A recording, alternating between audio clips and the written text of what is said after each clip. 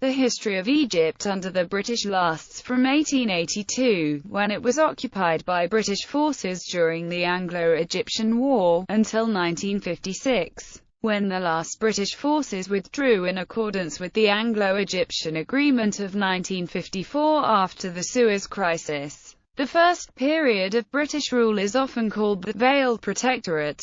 During this time the Khanate of Egypt remained an autonomous province of the Ottoman Empire, and the British occupation had no legal basis but constituted a de facto protectorate over the country. This state of affairs lasted until the Ottoman Empire joined the First World War on the side of the Central Powers in November 1914 and Britain unilaterally declared a protectorate over Egypt. The ruling Khedive was deposed and his successor, Hussein Kamal, compelled to declare himself Sultan of Egypt independent of the Ottomans in December 1914. The formal protectorate over Egypt did not long outlast the war. It was brought to an end by the unilateral declaration of Egyptian independence on 28 February 1922. Shortly afterwards, Sultan Fuad I declared himself King of Egypt, but the British occupation continued, in accordance with several reserve clauses in the Declaration of Independence.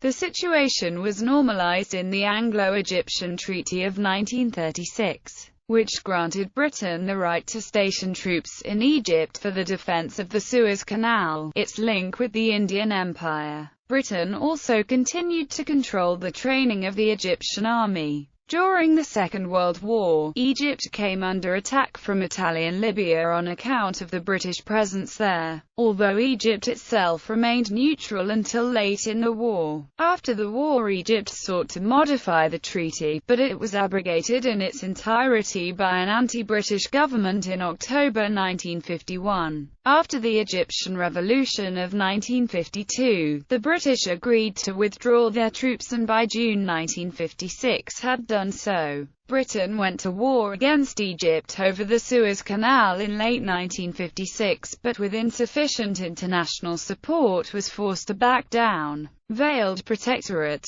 Throughout the 19th century, the ruling dynasty of Egypt had spent vast sums of money on infrastructural development of Egypt. However, in keeping with its own military and foreign origin, the dynasty's economic development was almost wholly oriented toward military dual-use goals. Consequently, despite vast sums of European and other foreign capital, actual economic production and resulting revenues was insufficient toward repaying the loans. Consequently, the country teetered toward economic dissolution and implosion. In turn, European and foreign finances took control of the treasury of Egypt, forgave debt in return for taking control of the Suez Canal, and reoriented economic development toward capital gain. However, by 1882 Islamic and Arabic nationalist opposition to European influence and settlement in the Middle East led to growing tension amongst notable natives, especially in Egypt, which then as now was the most powerful, populous, and influential of Arab countries.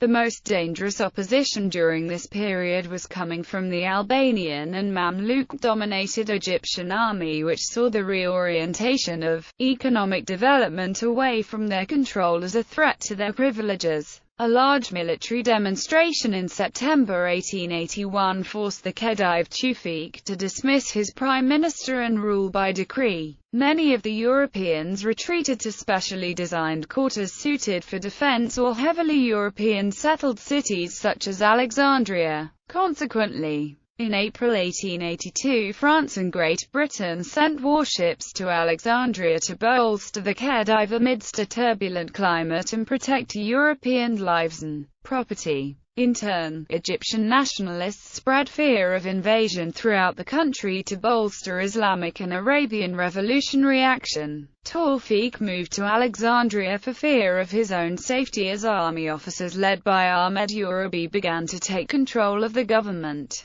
By June, Egypt was in the hands of nationalists opposed to European domination of the country, and the new revolutionary government began nationalizing all assets in Egypt. Anti-European violence broke out in Alexandria, prompting a British naval bombardment of the city. Fearing the intervention of outside powers or the seizure of the canal by the Egyptians, in conjunction with an Islamic revolution in the Empire of India, the British led an Anglo-Indian expeditionary force at both ends of the Suez Canal in August 1882. Simultaneously, French forces landed in Alexandria and the northern end of the canal. Both joined together and maneuvered to meet the Egyptian army. The combined Anglo-French Indian Army easily defeated the Egyptian army at Tel el-Kabir in September and took control of the country, putting Tawfiq back in control. The purpose of the invasion had been to restore political stability to Egypt under a government of the Khedive and international controls which were in place to streamline Egyptian financing since 1876. It is unlikely that the British expected a long-term occupation from the outset. However, Lord Cromer, Britain's chief representative in Egypt at the time, viewed Egypt's financial reforms as part of a long-term objective. Cromer took the view that political stability needed financial stability, and embarked on a program of long-term investment in Egypt's productive resources, above all in the cotton economy,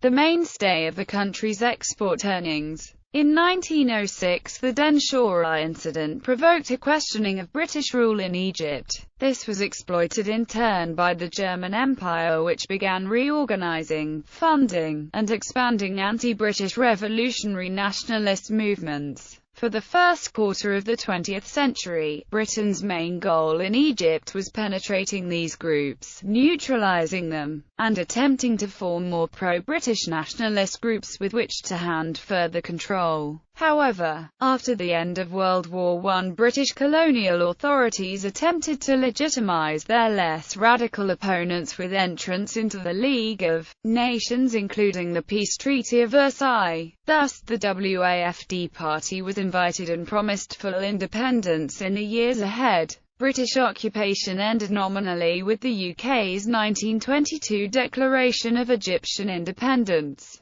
But British military domination of Egypt lasted until 1936. During British occupation and later control, Egypt developed into a regional commercial and trading destination. Immigrants from less stable parts of the region, including Greeks, Jews and Armenians, began to flow into Egypt. The number of foreigners in the country rose from 10,000 in the 1840s to around 90,000 in the 1880s, and more than 1.5 million by the 1930s. Formal protectorate. In 1914, as a result of the declaration of war with the Ottoman Empire, of which Egypt was nominally a part, Britain declared a protectorate over Egypt and deposed the Khedive, replacing him with a family member who was made Sultan of Egypt by the British. A group known as the WAFD delegation attended the Paris Peace Conference of 1919 to demand Egypt's independence.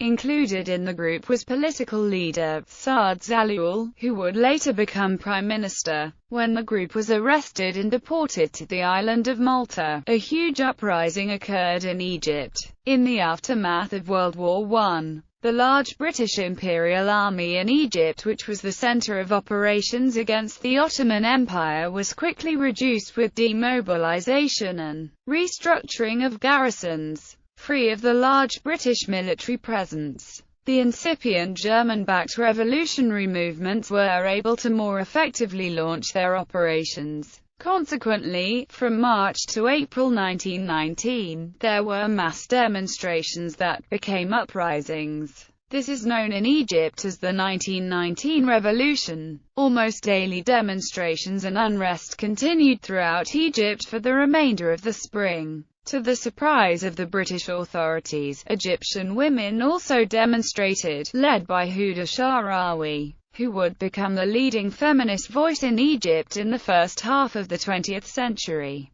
The first women's demonstration was held on Sunday, 16 March 1919, and was followed by yet another one on Thursday, 20 March 1919. Egyptian women would continue to play an important and increasingly public nationalist role throughout the spring and summer of 1919 and beyond. The anti-colonial riots and British suppression of them led to the death of some 800 people. In November 1919, the Milner Commission was sent to Egypt by the British to attempt to resolve the situation. In 1920, Lord Milner submitted his report to Lord Curzon, the British Foreign Secretary, recommending that the protectorate should be replaced by a treaty of alliance. As a result, Curzon agreed to receive an Egyptian mission headed by Zalul and Adli Pasha to discuss the proposals. The mission arrived in London in June 1920 and the agreement was concluded in August 1920. In February 1921, the British Parliament approved the agreement and Egypt was asked to send another mission to London with full powers to conclude a definitive treaty. Adli Pasha led this mission, which arrived in June 1921. However, the Dominion delegates at the 1921 Imperial Conference had stressed the importance of maintaining control over the Suez Canal zone, and Curzon could not persuade his cabinet colleagues to agree to any terms that Adli Pasha was prepared to accept. The mission returned to Egypt and discussed continued occupation. In December 1921, the British authorities in Cairo imposed martial law and once again deported Zalul. Demonstrations again led to violence. In deference to the growing nationalism and at the suggestion of the High Commissioner, Lord Allenby, the UK unilaterally declared Egyptian independence on 28 February 1922, abolishing the protectorate and establishing an independent Kingdom of Egypt. Sawat Pasha became Prime Minister. British influence, however, continued to dominate Egypt's political life and fostered fiscal, administrative, and governmental reforms. Britain retained control of the Canal Zone, Sudan and Egypt's external protection. King Fuad died in 1936 and Farouk inherited the throne at the age of 16. Alarmed by Italy's recent invasion of Ethiopia, he signed the Anglo-Egyptian Treaty, requiring Britain to withdraw all troops from Egypt, except at the Suez Canal. During World War II, British troops used Egypt as a base for Allied operations throughout the region. British troops were withdrawn to the Suez Canal area in 1947, but nationalist, anti-British feelings continued to grow after the war. The Egyptian Revolution of 1952 overthrew the Egyptian monarchy, eliminated the British military presence in Egypt, and established the modern Republic of Egypt.